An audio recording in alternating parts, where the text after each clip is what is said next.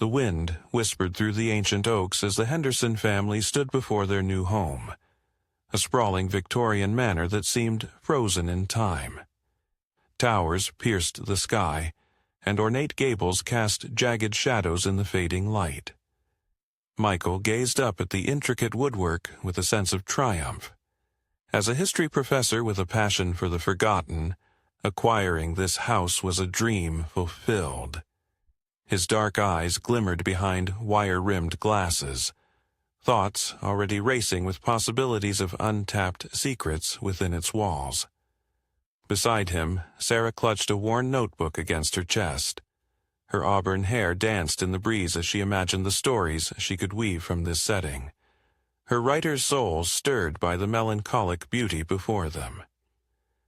Emily lingered at the edge of the overgrown garden, her fingers tracing the cold patterns of the wrought iron gate. At 15, her artistic spirit found allure in the decay. The ivy crawling up the stone, the cracked statues gazing lifelessly into the distance. Jacob, only 10 and ever the adventurer, darted around excitedly, his laughter echoing through the empty rooms as they explored. His freckles seemed to dance with mischief, eyes wide with the thrill of discovery. As they stepped inside, the family's footsteps creaked against the warped floorboards, a discordant symphony that blended with the eerie stillness, wrapping around them like an invisible shroud. That first night, darkness settled over the manor like an oppressive cloak, and a symphony of natural sounds filled the rooms. The rustling of leaves against the windows, the distant hoot of an owl, the murmur of a nearby brook hidden in the woods. Yet beneath it all, something else stirred. Emily lay awake, the beams of moonlight casting elongated shadows that danced across her ceiling. Her artist's mind was attuned to every nuance, every subtle shift in the atmosphere. She thought she heard faint whispers seeping through the walls, indistinct words that seemed ancient and sorrowful. A chill skittered down her spine, and she pulled the covers tighter, telling herself it was just the house settling, old pipes groaning. Yet unease nestled beside her. Down the hall, Sarah sat at her antique desk, the blank pages before her refusing to absorb the ink from her pen. The silence was deafening, broken only by the soft scratching of the quill.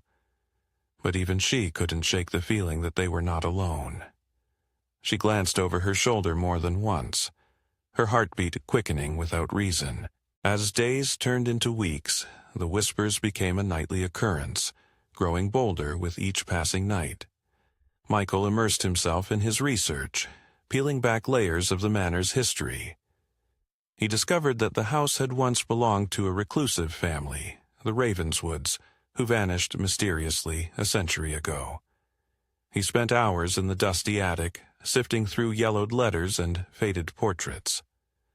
One evening, Emily approached him, her sketchbook clutched tightly. "Dad, there's something wrong here. The whispers. They're not just sounds. I think they're trying to tell us something." Michael barely looked up, his glasses slipping down his nose.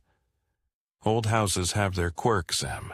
You're letting your imagination run wild. Perhaps channel it into your art?" She frowned, feeling dismissed. Meanwhile, Sarah found herself plagued by writer's block, her creativity stifled by an inexplicable heaviness. Jacob, once enthusiastic, began to have nightmares, waking up screaming about shadows that moved on their own. Driven by the growing unease that now seeped into daylight hours, the family decided to investigate the source of the whispers. Armed with flashlights and a map Michael had sketched from his studies, they followed the elusive sounds that seemed to beckon them deeper into the manor's labyrinthine corridors. The natural sounds that once masked the murmurs faded, replaced by an unsettling silence that pressed against their ears. Jacob clung to Sarah's hand, his earlier bravado shattered.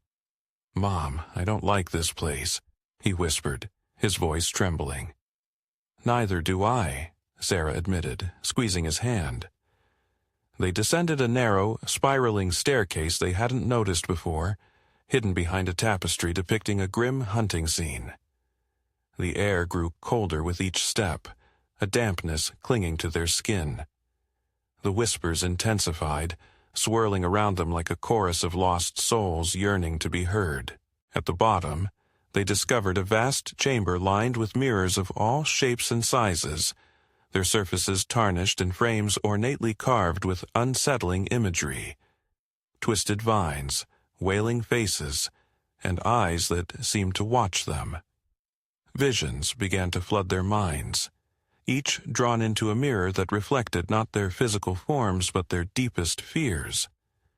Michael saw himself aging alone, consumed by his obsession with the past, his family drifting away.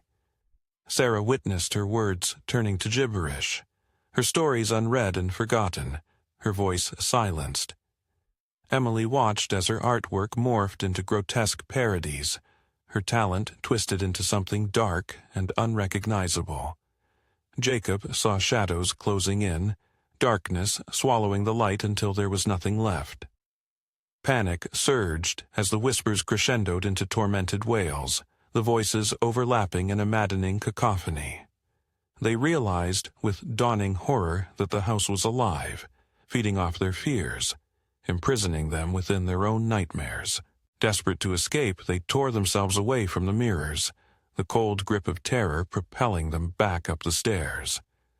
But as they emerged, the manor itself seemed to have transformed. The corridors stretched impossibly, warping and shifting before their eyes. Doors led to brick walls, and windows opened to endless darkness. The ornate wallpaper peeled away, revealing throbbing veins beneath the plaster. Michael tried to remain rational, mentally reconstructing the floor plan. "This way," he shouted, his voice betraying his own fear. But the house mocked him, corridors looping back onto themselves. Sarah called out for help, but her voice was swallowed in the suffocating silence. Emily's heart hammered in her chest as she clutched Jacob, who was sobbing uncontrollably. "We have to believe we can get out," she whispered, forcing a calm she didn't feel. Summoning every ounce of will, they pushed forward, following a faint glimmer of light that seemed to beckon. Just when all hope seemed lost, they burst into the grand foyer, the front door ajar as if inviting them to leave. The whispering ceased abruptly, replaced by the distant sounds of the night, crickets chirping, leaves rustling. Without a backward glance, they fled into the darkness, the cool air a shocking contrast to the oppressive atmosphere inside. Breathless and shaken, they collapsed on the dew-soaked grass, the manor looming silently behind them, its windows dark and inscrutable. "We can't stay here," Sarah whispered, her voice hoarse. Michael nodded, the weight of realization heavy in his eyes. But as the first rays of dawn pierced the horizon, a chilling sight greeted them. The house they had just escaped stood in ruins, charred beams jutting out like skeletal fingers, overgrown with vines and reclaimed by nature. Confusion washed over them. Michael's research notes were gone, his satchel empty. Emily opened her sketchbook to find the pages blank, each one pristine white. Jacob held a toy soldier he didn't recognize, its features worn smooth. Memories blurred and faded as they stood there, the enormity of their situation settling upon them. Had they ever truly moved in? Or had they been lured by something else entirely? The whispers had not just haunted them, they had stolen their reality, their very existence unraveling. As the sun rose higher, the family found themselves bound to the whispers of the ancient house, trapped in a perpetual twilight between memory and oblivion, unable to leave, and forever entwined with the haunting echoes of a past that was never truly theirs.